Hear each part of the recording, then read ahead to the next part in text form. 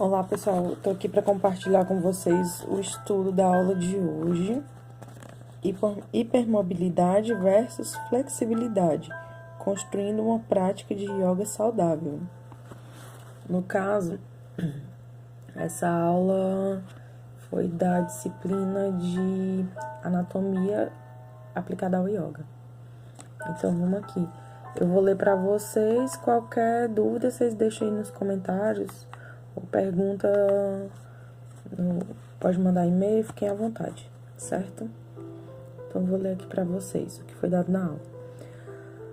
Quando a maioria das pessoas pensa em flexibilidade, imaginam logo como um dançarino, um atleta ou um yogi, alguém que pode facilmente mover seu corpo em profundidade, procurando um grupo complexo de asanas, como a postura do macaco, que é o Hanumanasana, ou do pombo-rei, que é o Ekapada,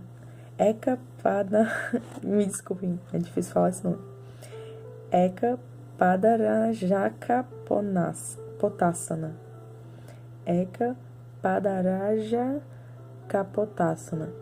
Mas a maioria das pessoas estão operando sob uma definição incompleta do que significa ser flexível. A flexibilidade não significa simplesmente a capacidade de levar as articulações através de grandes amplitudes de movimento, independente da elasticidade dos tecidos, para entrar na postura. Temos a sorte da nova tendência do mundo de pesquisas. Temos a sorte da nova tendência do mundo de pesquisar sobre o yoga para atualizar nossa tradicional compreensão combinada ao conhecimento científico da biomecânica. Desculpa que tem alguns errinhos de gramática aí nesse texto, né?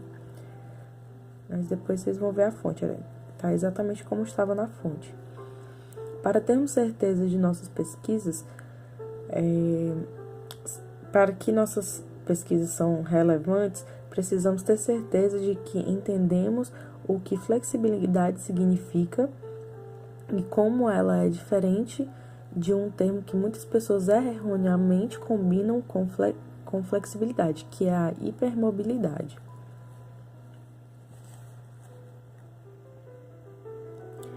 Então, hipermobilidade versus flexibilidade.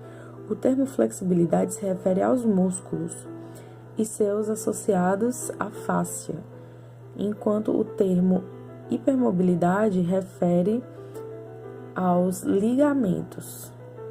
Os músculos e os ligamentos são dois tipos distintos de tecidos que realizam funções muito diferentes no corpo. Aqui está uma simples e rápida explicação da anatomia. Então, um músculo é um tecido contrátil que cruza uma ou mais articulações em seu corpo. Quando o músculo contrai, exerce uma força de tração sobre os ossos para que se anexam a ele. Ligamentos, por outro lado, são curtas fibras de tecido conjuntivo fibroso que conectam o osso a outro osso efetivamente fixa nossas articulações juntas, né? Mantém elas juntas. Ao contrário dos músculos, ligamentos não contraem, geram força ou criam movimento no corpo, ou seja, os ligamentos servem como cintos de segurança das nossas articulações. Eles podem ser considerados como nosso sistema auxiliar para estabilizar nossas articulações, caso nosso corpo mova de uma forma além da sua faixa normal de movimento.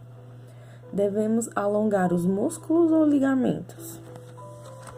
Quando alongamos, nossa intenção deve ser para alongar os músculos e não os ligamentos. Quando os músculos alongam, eles retornam ao seu comprimento original após o alongamento ser liberado. Propriedade desse tecido chamado de elasticidade. Mas quando os ligamentos alongam, eles se comportam flexivelmente durante apenas o primeiro instante e, se estiverem alongados, além do seu ponto máximo, eles serão permanentemente esticados como um novo comprimento e são referidos como uma espécie de folga. Esta folga nos ligamentos limitam o poder de estabilizar nossas articulações e se tornam uma fonte de dor crônica para muitas pessoas. Alongar os ligamentos é definitivamente ruim para o nosso corpo em movimento. Embora muitas pessoas pensem que são hipermóveis, apenas uma pequena percentagem da população realmente tem essa condição. Na realidade, a maioria das pessoas pensam de si mesmos como hipermóveis, simplesmente tem um número específico de articulações cujos ligamentos têm se tornado folgados.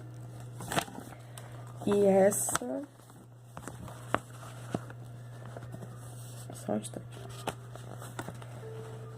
E essa folga ligamentar, que geralmente é o resultado da articulação sendo habitualmente levadas além da sua faixa de movimento normal, que é o que acontece quando temos flops nas articulações e sem suporte muscular.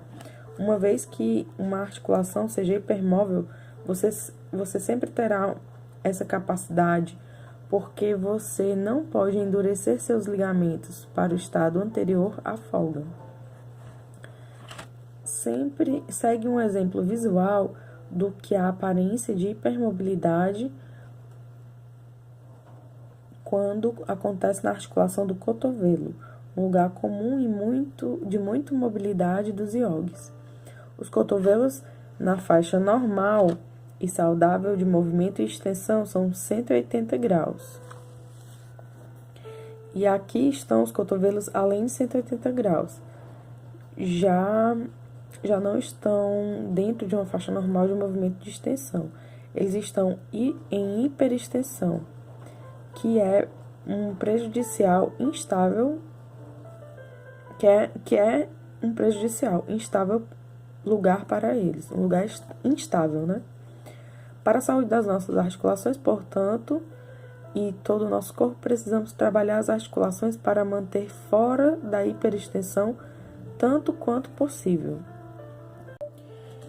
E aqui está o exemplo do cotovelo em hiperextensão, quando em vez de 180 graus, ele passa desse ângulo, né? Hipermobilidade articular é igual a falta de flexibilidade. Dizer o quê? Tão surpreendente como ele soa, hipermobilidade anda de mãos dadas com músculos curtos. De fato, muitas pessoas que desenvolvem hipermobilidade articular em suas articulações, em primeiro lugar, como resultado de inflexibilidade nos músculos das articulações. Peraí, eu vou ler de novo esse parágrafo, ficou confuso. De fato, muitas pessoas que desenvolvem hipermobilidade articular em suas articulações, em primeiro lugar, como resultado de inflexibilidade, muitas pessoas desenvolvem hipermobilidade articular em suas articulações, em primeiro lugar, como resultado da inflexibilidade nos músculos perto das articulações. Além disso, uma regra clássica que nossos corpos tendem a seguir é que eles preferem mover-se através do caminho de menos resistência. É sempre mais fácil mover seu corpo onde você já tem mobilidade e tem menos resistência do que um lugar que é firme e inabalável. Se uma pessoa com folga nos ligamentos tenta esticar seus músculos, seu corpo inteligente irá reorganizar e acionar a fácil hipermobilidade articular, caminho de menos resistência, assim contornando o alongamento muscular e sobrecarregando os ligamentos de uma vez. A menos que saibamos como sobrepor essa tendência do corpo com alinhamento inteligente, nossos alongamentos resultará em articulações cuja hipermobilidade articular é reforçada e os músculos que não são alongados. E quem é que quer isso? Hipermobilidade articular e flexibilidade de camuflagem. Muitos asanas na prática do yoga exigem grandes amplitudes de movimento de nossos corpos.